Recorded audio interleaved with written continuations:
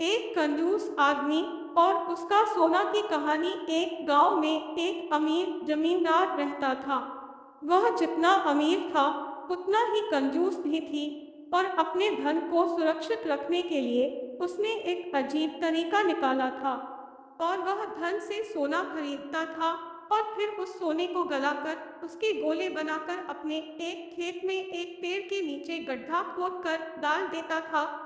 रोज खेत जाना और गड्ढे को खोदकर सोने के गोलों की गिनती करना उसकी दिनचर्या का हिस्सा था।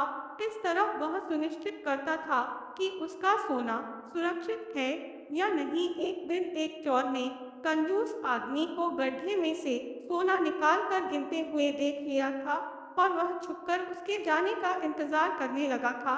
जैसे ही कंजूस आदमी वहां से अपने घर चला गया था और वह चोर ने जैसे ही देखा कि वो आदमी वहां से घर चला गया है, तब चोर ने उस गड्ढे के पास पहुंच गया था और उसमें से सारे के सारे सोना निकालकर चोर ने भाग गया था।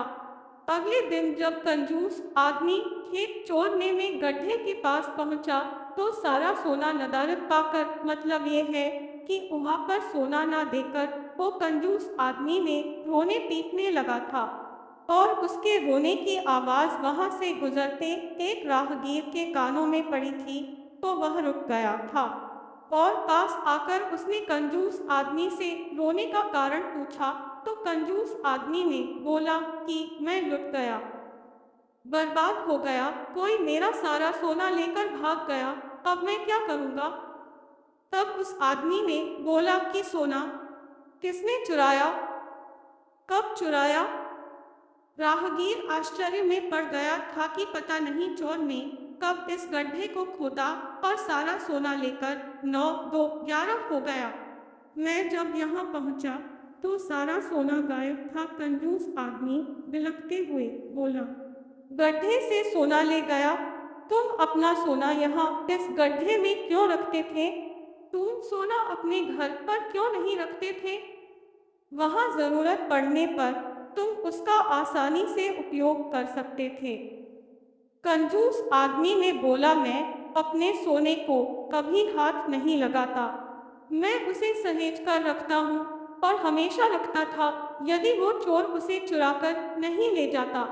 तब राहगीर आदमी ने बोला। यह बात सुनकर राहगीर ने जमीन से कुछ कंकड़ उठाए और उसे उस गड्ढे में डालकर बोला, यदि ऐसी बात है तो इन कंकड़ों को गड्ढे में डालकर गड्ढे को मिट्टी दब दो और कल्पना करो कि यही तुम्हारा सोना है, क्योंकि इनमें और तुम्हारे सोने में कोई अंतर नहीं है।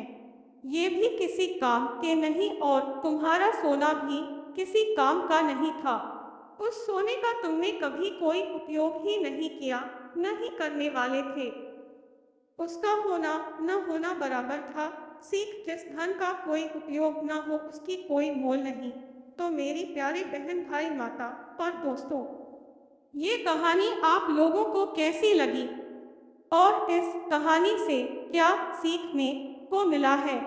अगर आप लोगों को इस कहानी से कुछ अच्छा सीखने को मिला है तो कुछ अपना राय कमेंट बॉक्स में जरूर लिखना और इसी प्रकार से कहानी को सुनने के लिए हमारे YouTube चैनल को सब्सक्राइबर जरूर कर लेना जी, ताकि मैं जब भी अगले वीडियो अपलोड करूं तो सबसे पहले आप लोगों के पास पहुंचे।